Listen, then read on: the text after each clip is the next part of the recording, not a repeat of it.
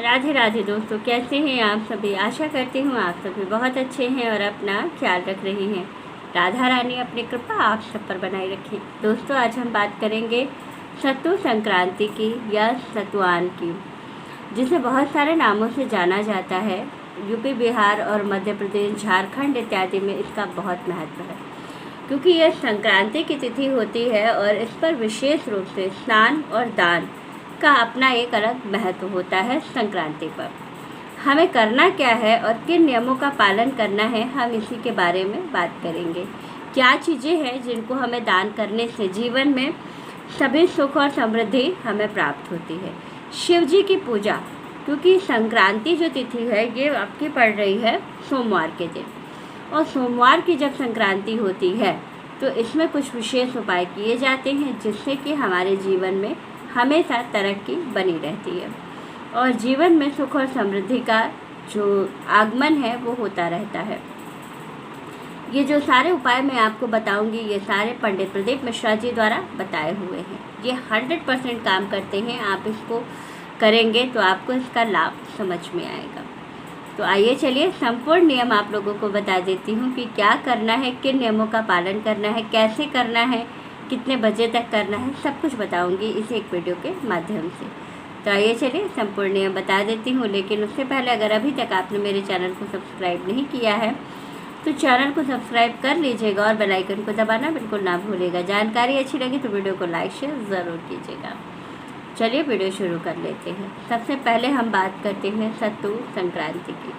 तो जो सत्तू संक्रांति है ये 14 अप्रैल को मनाया जाएगा। इस दिन विशेष रूप से सत्तू का दान किया जाता है।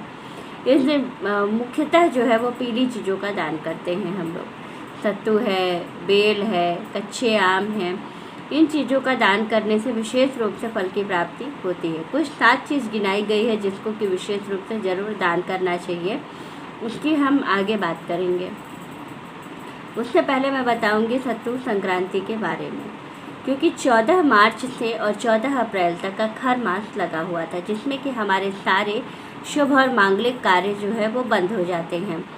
तो अब क्या होगा, जो 14 अप्रैल है, ये 14 अप्रैल के दिन खर मास का समापन हो जाएगा और जो है सूर्य देव जो है अपने जो शुक्रदेव डूबे हुए कहे जाते हैं वो फिर से उदित हो जाएंगे और हमारे सारे शुभ कार्य शुरू हो जाएंगे।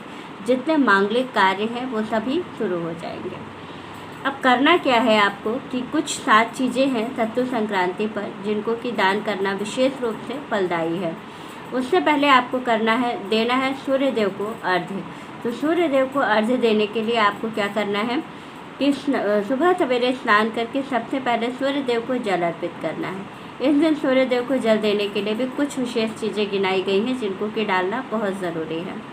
कौन सी 3 चीज़ें हैं जो डाल करके हमें सूर्य देव को जल देना है, तो वो है, पहली चीज़ आपको डालनी है जल में काली तिल, दूसरा है रोली और तीसरी चीज़ है लाल फूल। ये 3 चीज़ें डाल करके आपको सूर्य देव को जल अर्पित करना है संक्रांति के दिन। इसके बाद आपको क्या करना है, इसके बाद आपको करना है दान। तो संक्रांति के दिन जो दान किया जाता है, कहा जाता है नहाने के बाद सबसे पहले आपको दान करना है। तो दान में क्या चीज़ें हैं, 7 चीज़ें गिनाई गई हैं, मैं आपको बता दे रही हूँ। पहली चीज़ है सत्तू, दूसरी चीज़ है मटका, पानी से भरा हुआ मटका या सुराही का दान, तीसरी चीज़ है चीनी, चौथी चीज़ है कच्चे आम, पांचवी चीज़ है बांस का पंखा और छठी चीज़ जो है वो है बेल और 7वीं चीज़ जो है वो है आपकी गुड़। इन 7 चीज़ों का दान विशेष रूप से आपको जीवन में सफलता दिलाता है। अब बात करेंगे हम लोग शिव जी के पूजा की, क्योंकि सोमवार का दिन है तो भोलेनाथ का दिन है, तो भोलेनाथ पर भी कुछ चीज़ें ज़रूर अर्पित की जाएंगी। करना क्या है, सोमवार का दिन है, बैसाख का महीना है, संक्रांति का दिन है। करना क्या है, 1 मटका जल आपको एक दिन पहले यानी कि 13 तारीख को शाम को या रात को भर करके रख देना है मटके में जल। जब जल रात भर रखा रहेगा मटके में तो पानी बहुत ठंडा हो जाएगा। दूसरे दिन उस मटके का पानी आपको किसी धातु के लोटे में डाल लेना है। तांबे का, स्टील का, पीतल का कोई भी लोटा लेना है, उसके अंदर उस पानी को डाल देना है और ले करके चले जाना है शिव जी के मंदिर में। उस जल को शिव जी पर समर्पित करना है और 5 बेलपत्र लेकर के जानी है। कहाँ कहाँ चढ़ाना है? पहला अशोक सुंदरी के स्थान पर, दूसरा नंदी पर, तीसरा भोलेनाथ पर, चौथा माता पार्वती पर और 5वां स्वामी कार्तिकेय के स्थान पर।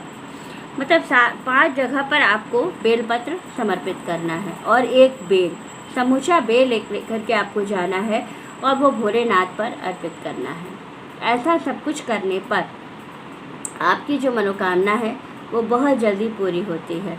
और सोमवार के दिन जब संक्रांति पड़ती है, बैसाख की संक्रांति विशेष तौर पर, तो क्या होता है कि बैसाख के महीने में गर्मी बहुत ज़्यादा होती है और बेल का जो तासीर होता है वो बहुत ठंडा होता है।